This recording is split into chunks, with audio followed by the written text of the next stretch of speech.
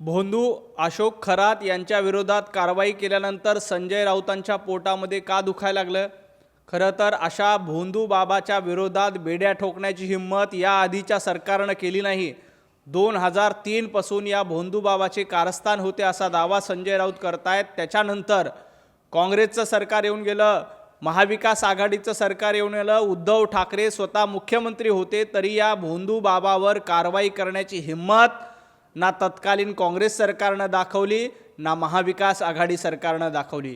परंतु जेव्हा या भोंदू बाबा विरोधात काळे कारनामे समोर आले तेव्हा देवेंद्रजी फडणवीस यांनी ही कारवाई करण्याची हिंमत दाखवली आणि या भोंदू बाबाचा पर्दाफाश केला. भोंदू बाबाला बेड्या ठोकून त्याला अटक करण्याचं काम केलं. तर संजय राऊत म्हणतायत की देवेंद्रजी फडणवीस राजकारण करतायत. भोंदू बाबाला अटक करणं हे राजकारण नाही. देवेंद्रजी फडणवीस हे राजकारण करत नाहीत, तर संजय राऊत तुम्ही राजकारण करतात. भोंदू बाबाला पाणी देणं, शेतकऱ्यांचं पाणी पडून भोंदू बाबाला देणं याला राजकारण म्हणतात. भोंदू बाबाला सरकार म्हणून, महाविकास आघाडी म्हणून पायघड्या घालणं याला राजकारण म्हणतात.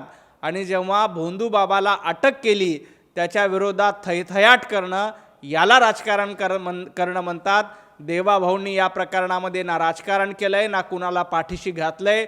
जे कोणी या प्रकरणामध्ये दोषी असतील त्या सगळ्यांवर कडक कारवाई करण्याचं काम राज्यातलं गृह खातं करतंय, देवाभाऊ करतायत आणि सक्षमपणे हे काम करण्याचं जबाबदारी पोलीस देखील करतायत. आणि याबद्दल खरं तर देवाभाऊंचं अभिनंदन करायला पाहिजे. परंतु संजय राऊत असं म्हणतायत की देवाभाऊ राजकारण करतायत.